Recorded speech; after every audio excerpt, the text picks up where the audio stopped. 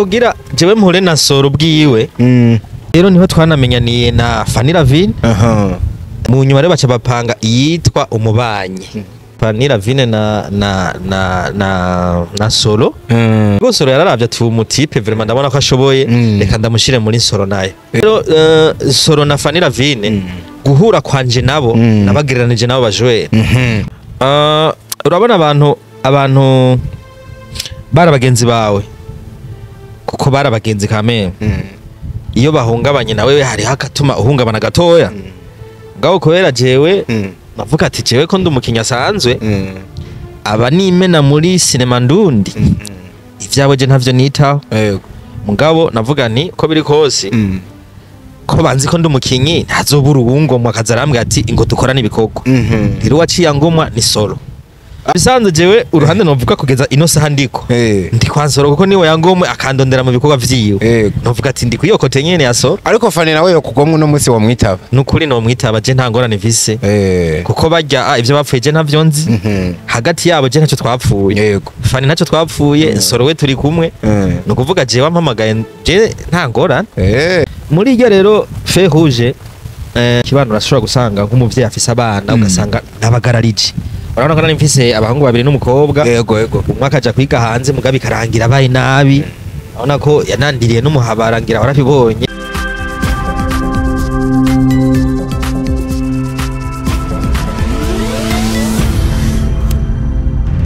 Dico Entertainment. Ladies and gentlemen, tubakengurukiye ubugira kenshi mumeze gute ibihe biriko birabatwara gute abo bitameze neza mwihangane muzirikane yuko atahora babaye namwe jo Imana rugira vyose izobibuka ibihe bigende neza hari umubabaro hagaruke umunezero umusore turi kumwe ku masanamu yitwa Santreze je nitwa ndi kuri Leonce de San bwa Dr. Vlove aka Deco aka the ambassador ntagutevya uno munsi nakiriye umutumira abenshi mumaze kumumenya no mugabo murana muzi ariko adukundire atwidondore kuko hari abantu bashobora kuba bazisura ugasanga ntibamwibuka amazina muraza kumumenya mu buryo bwagutse uri umuhige wewe uza kugumana natwe kugeza ku mpera y'ikiganiro turakwakiriye cyane Diko murakoze cyane abatanzi nitwa ku mazina y'abavyeyi banyitwa bakanibona Gedeon niyo mazina yanje bakanibona umugabo kabisa wijunje n'ijambo ubona yuko guhera kuri physique apanze neza uzi ko mwino minsi atabagabo bakibonekana cyane usanga bahagurutse bafise n'ingufu sinzi ko maze imisi ubibona shaje nk'ivyo ndabishimira Imana urabishimira Imana navyo ndabishimira Imana yego abenshi usanga bangana na ba Santreze abandi bangana na ba Diko yatari Diko muga turi mu nzira uzi impamvu nka usanga warafunguye ibiraya byinshi kudusumba oya nariye ubumeme bwishi bw'impene ubwo bwatumye ngana gutya uva mu kaye karere mu ntara nshasha umunyagitega Gitega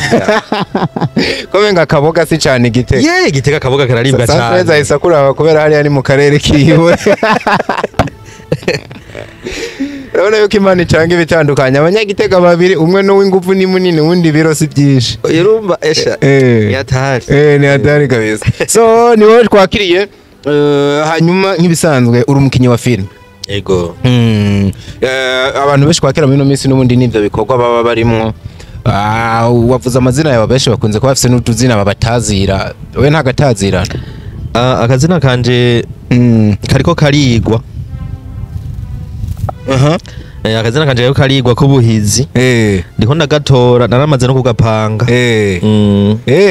bazoza baranyita Jodamix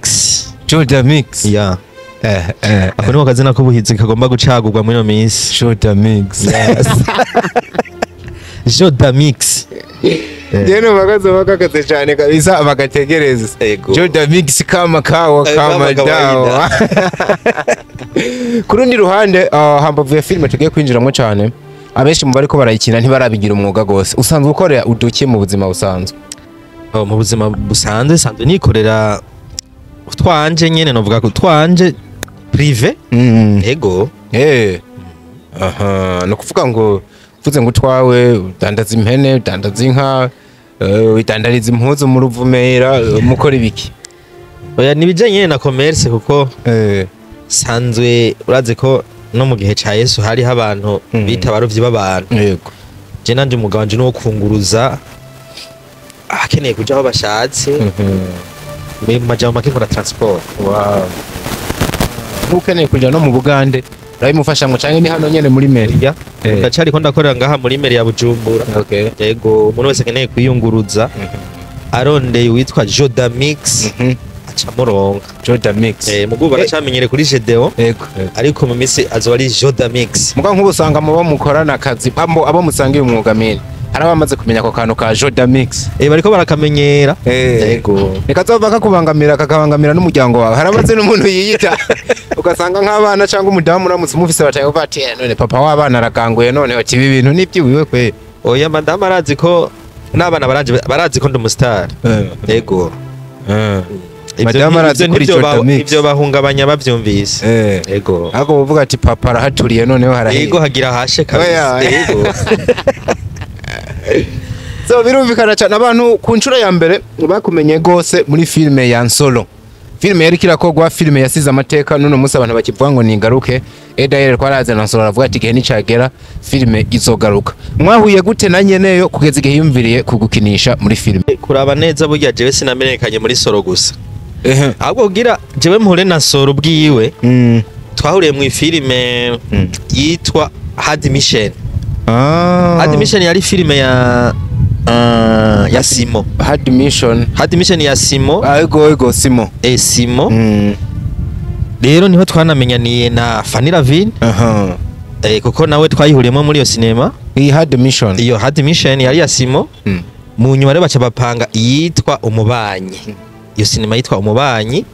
yari ya Fanny Lavine na Solo. Niho rero novuga ko bagiye baramenya gushikaho rero nsanga nagiye gukina muri ya filme yitwa Solo. Kumbe NSORO ugiye kwikinamwe wabanze guca muri Hard Mission no mu Mubayi. Yego baraba acting zawe baravuga ati no muri NSORO nuzi. Yego Solo yararavye ati umutipe vraiment ndabona ko ashoboye reka ndamushire muri NSORO naye. Yego niho rero novuga ko urugendo rwanje rwagiye ruramenyekanira aho nyene. Yego mwari mwahuriye abo bambere kugira bagukinisha abambere kugira tuhure Fanny Lavine na NSORO twahuriye muri sinema ya Simo yitwa Hard Mission. Yego niyo twahuriyemo barabona ko nyene vraiment ndumukinyi baravuga ati burya nibindi bikorwa tugiye kubikorana. Yego novuga ko urugendo rwanje rwahereye aho nyene. Abantu mwahise mukorana byihuse nabantu bafise amazina. Yego manini mbere wanashaka amaze gukora nibikorwa hano twovuga ko biremereye. Yego wavyakiriye gute kugira intango nziza nk'iyi ugahitira gukorana n'abastar? Diko hari ikintu nagomba ndakubwira. Yego je nama ntanga karorero kuri football. Urabona football hajya hariho umuntu ekipe yo zihuye naho mwohura gusa utanakinanye. Yego wumva wishimye akarorero ni nka Cristiano.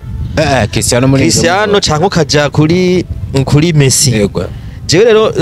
Solo na Fanny Lavine guhura kwanje nabo nabagereranije nabo bajwe kuko izina ryanje rica rimenyekana watararize kuba nakinanye na Fanny Solo je mba izina ryanje rica riboneka. Yego kuko niho nagiye mbona n'abantu ndenganya bavuga ati wa mukinyi akina na Fanny Lavine Solo gutyo. Rero ukinana n'umukinyi amaze kugera ku rwego wewe ukiri hasi burya n'ibintu bifasha wewe ukiri hasi kuduga hejuru. Novuga ko rero je vyamfashije ikintu kinini kugeza n'ubu nyene nkicishimira kubana nakinanye n'abakenye nk'abajya kuko hari n'uwifuza kumubona gusa arengaye. Yego akavuga ati NSORO ararengaye. Rero nanje ivyo ndavyishimira ko ndengana nkabona abantu baramenye kubera NSORO na Fanny Lavine kabisa. Yego cyane cyane ko hari agateori hano hanze kavuga ngo iyo wicaranye n'abagwiza tunga batanu buryo wa gatandatu abari wewe. None ivyiyumviro bica byaguka. Biraguka kuko wewe nta vyumviro bufise. Bajya bagwiza tunga ivyo bariko baravuga nawe uriko uratega amatwi. Uriko uravyumva. No hageze no kwayura wayura nk'umugwiza tunga. Urako ntwenga nkabo. Wewe umuntu mwe niko uratwenga nk'abagwiza tunga. Abo uriko uratwenga nk'abastar. Yariko biriko biraza. Nyine biriko biraza by the way urumva yuko uriko urubaka izina nk'umustar ukongera ukaryubaka nk'umugwiza tunga. Yego ikintu kidashobokera benshi kabisa. Ukuri n'ibintu nyene wisangamo Imana nyene iba yabiguteguriye. Yego nyene ukaca bihezagirirwamwo. Yego je ndabishimira Imana kwe kuko nka NSORO Fanny Lavine sinanzi ngo tuzohura. Voilà. Ariko impano yanje gukina sinema twarahuye. Yego mbega impano yawe yakuze kubera muhuye cyangwa wari usanzwe uyifise umugabo ukabura ahantu vyerekanira nukuvuga jewe impano yanje yo gukina cinema yahereye kera ko naragenda kina udusketche tukakina uduteatre urigeze gukina amateatre nageze gukina amateatre muri mukiza mweranda twakora n'abakongomani nyene urabona abakongomani bifikira n'igiswahili cinshi kabisa nanje nta n'igiswahili nabwamenye abo numvise nk'abancanganya nyene muri ubwo giswahili karyoherwa n'ivyo ndibwo ndakora nukuvuga 2006 urumva ko imyaka atari mike uri umurambe ariko rero akabijya guhura na Soro na Fanny byaciye bituma nduga hejuru nibwo ntaragera kure ndacifuza kugera aho bashitse kabisa ariko urugendo ruracabandanya kuko sinovuga ngo haraho ndagira vyatari uracakeneye no gutera intambwe na cyane kuko abujya abantu ngo bazogera kure bamana inyota yo kugera kure ahageze hose abayumva menga ntacarakora ntaco ndakora kabisa akumva ko akeneye kugera ahandi hantu yego sasa kiyagiye muri ko murakorana ibyo bikorwa mwavuze Nsoro na Fanny bari begeranye cyane mu bikorwa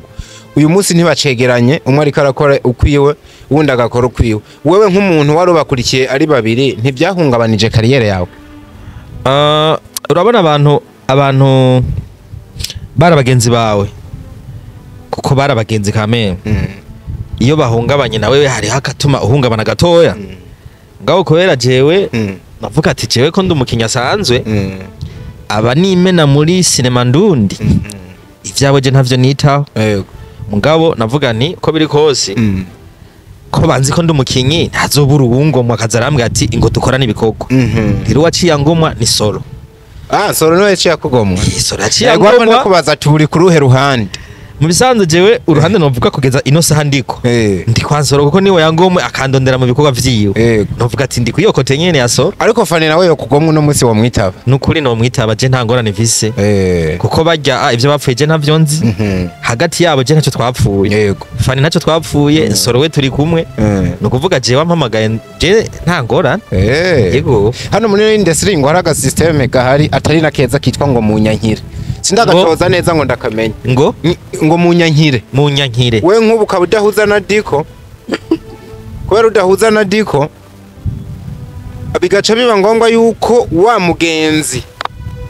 wundi wewe mwari kuba muri ko murahuza kubera ko we mudahuza bikaba ngombwa yuko nawe aca bumwansi wiwanje kandi je ujya umuntu ataco twarido ako kantu wumva ari keza ako kantu si keza vraiment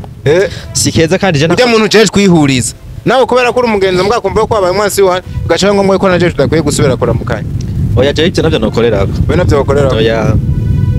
ndokuri nk'umusoro yo kubyate bana nkazohira yanka kubonana naka nuzo nagaruke ni wanje mukabona uwo munaka arakarusha ushobora kumukurako ukuye muri iyo situation uwo bigenza gute bihandoringa gute we Soro je uko ndamuzi ivyo navyo yombwira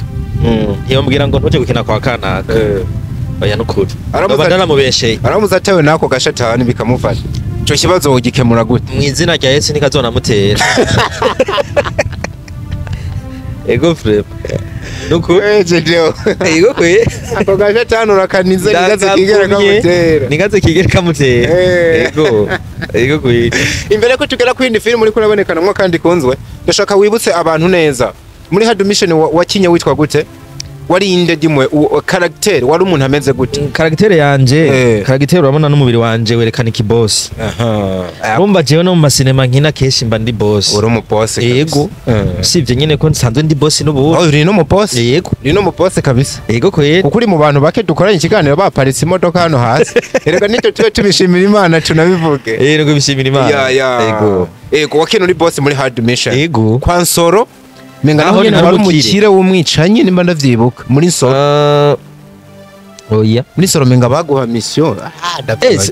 Nsoro nari umukire mugabo nkaba ndi komiseri akomeye wari komiseri kamone kandi akomeye atwara abakomiseri bana ashaho atwara butanyerera yose butanyerera yari mu biganza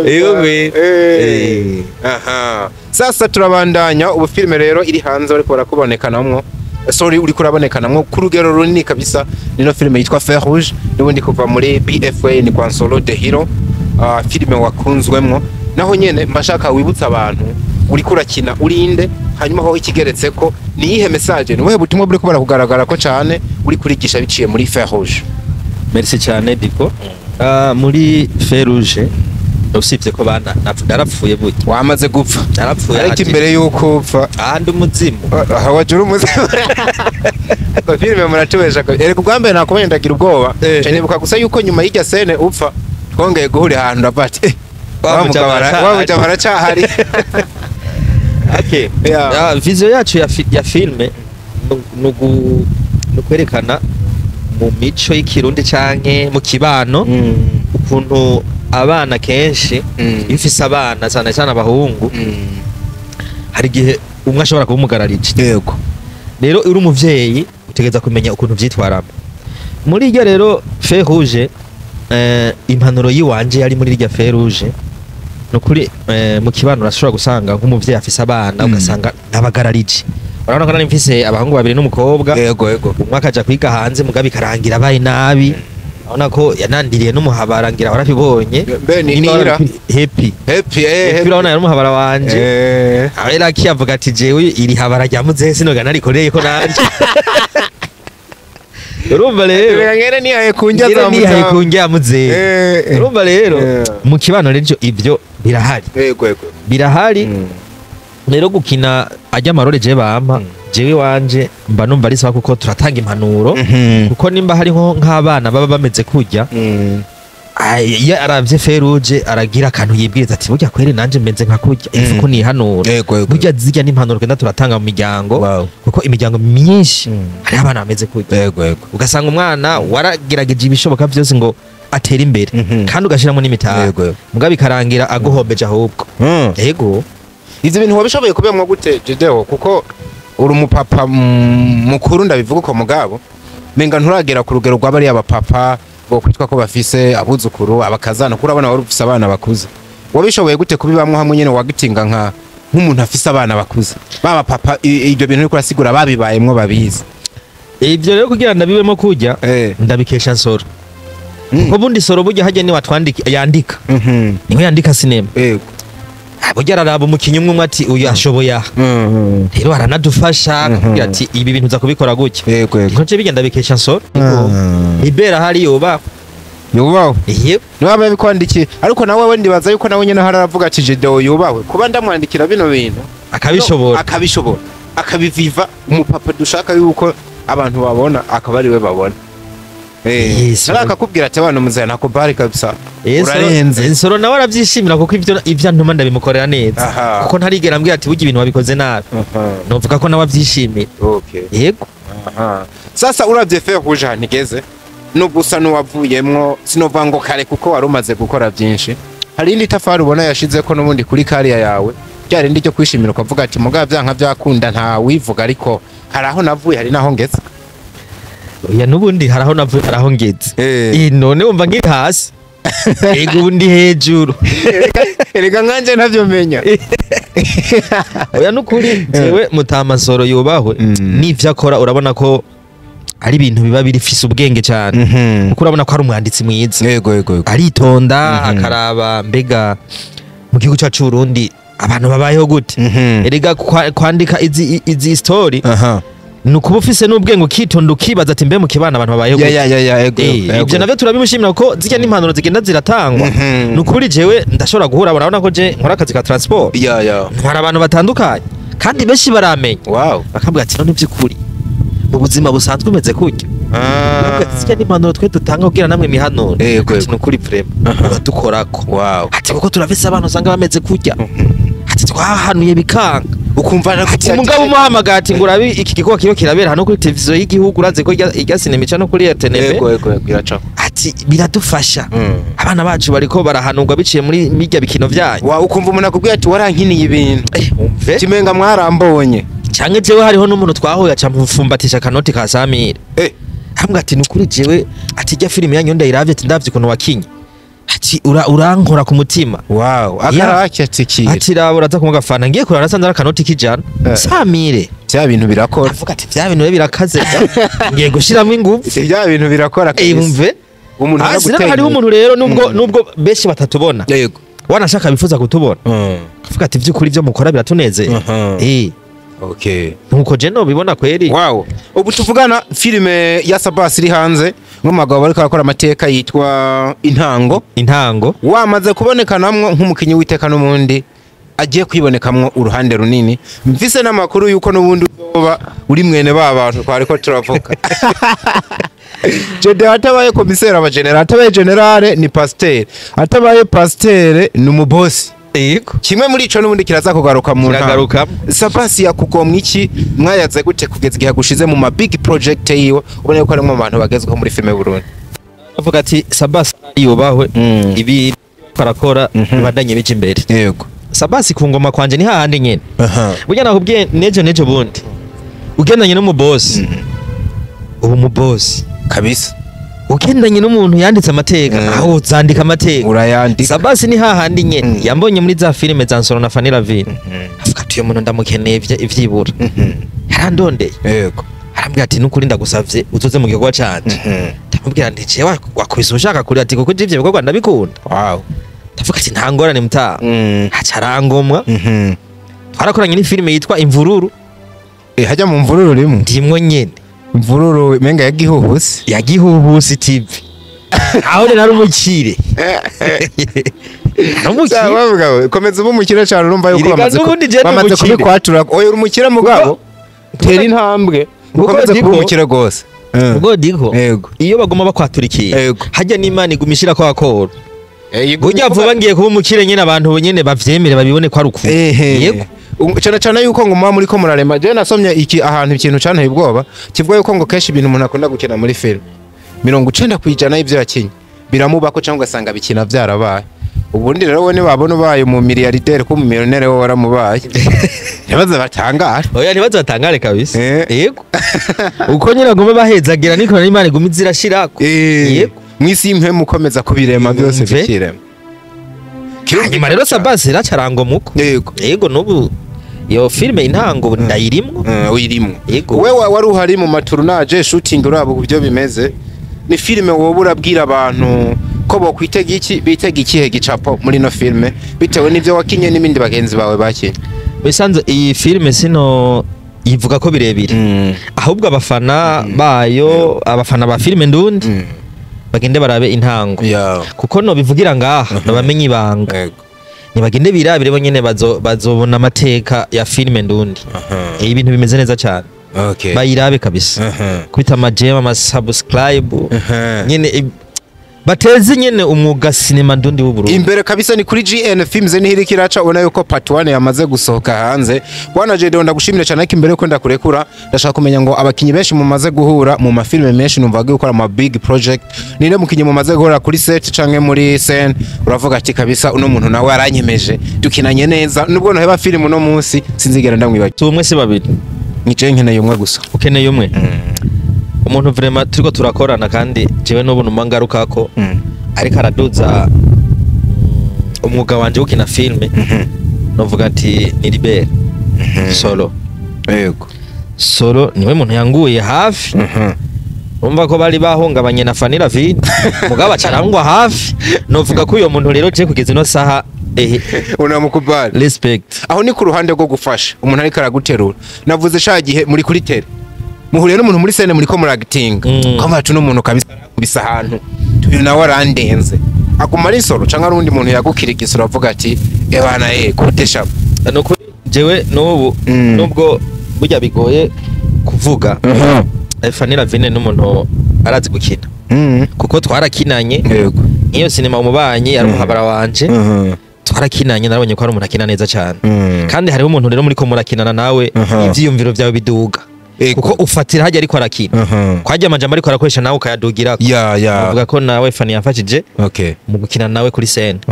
yego wow kizazi sana hari ikintu wowe ufise usaba abafana muri rusange ubona ko bamaze no kuba benshi ico usaba abantu benshi babadukurikiranye igihugu kiba kiriko kiratwumva abantu baba manager bashaka kuinvestisa hari akantu ufise ku mutima uwo bisabira haba ku ruhande kwa cinema no ku ruhande rwawe hanyuma duce tuguherekeza merci sana jewe ku ruhande rwa cinema no kuri je no saba na cyane cyane ko leta yofata mugongo umwuga cinema ndundi ndacaje ko nabonye twifite n'umukuru w'igihugu anabikunda ujya hajya iyo umukuru w'igihugu akunda abasani natwe turimwo ngo twese turabasani nukuri dusaba umukuru w'igihugu azadufashe mu guteza imbere iki gisata cya sinema ku bafanzi nabo cyo nabasaba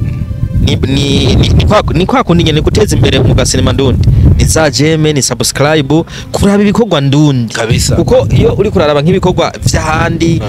wewe ukarika igikorwa ciwanyu uriko gisubiza hasi ahurumbire kuraba ibikorwa vyacu bijanye na sinema ndundi mu majambo make novuga ko ari ivyo abafana vraiment badusupportinge barabe sinema ndundi kuko natwe no tuzotera imbere kabisa ndagushimira cyane bwana Gideon nkwifurize ibihe byiza tuze dusubire kuri rya tafari hamwe warugeze kuri rya ngazi hagiye ko n'izindi nyinshi dusigaye tubona umunara hejuru yego shira kwizirega nkazitanu yego kabisa kandi uyu mwaka nyene utarana uyu mwaka nyene kabisa yego wow Imana iguhezagire urakoze tiko Imana ibahezagire namwe aho muri hose tubakengurukire cyane kubandanya muri kumwe natwe shout out to my boy Santreza abakihabaye dusubire mu kanya mu bindi biganiro biza gukurikira we love you so much hasta la vista